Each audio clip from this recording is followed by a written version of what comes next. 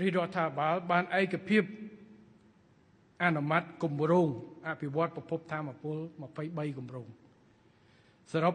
5,950 មេហ្គាវ៉ាត់ដោយនៅក្នុងរបាយការណ៍អាយដាមកែវរតនាឥឡូវតាមប្រភពថាមពលពី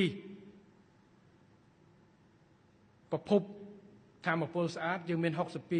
62% គោលដៅរបស់យើងគឺបង្កើនដល់ 70% នៅឆ្នាំ 2030 នៅអាស៊ានយើងលេខ 2 ឡាវលេខ 1 ដោយសារឡាវមានប្រភពថាមពលពីវារីអគ្គិសនីច្រើនយើងលេខ 2 ឥឡូវ 2030 យើងត្រូវធ្វើយ៉ាងណាឲ្យប្រភពថាមពលនេះកើនឡើងអញ្ចឹង 23 នេះយើងមានទាំង solar យើងមានទាំងវារីអគ្គិសនីមានទាំងដើរដោយខ្យល់យើងមានជីវម៉ាស់ហើយយើងមានគម្រោងបាតេរីថ្មស្តុក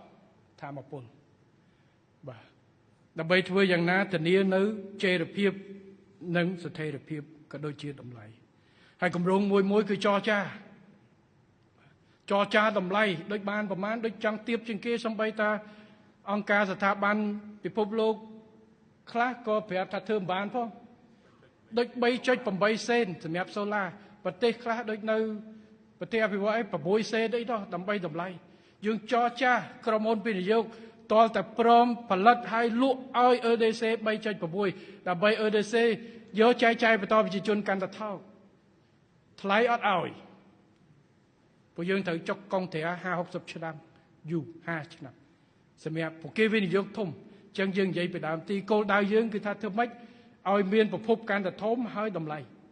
យើងធ្វើពិពិធកម្មដើម្បីជួយ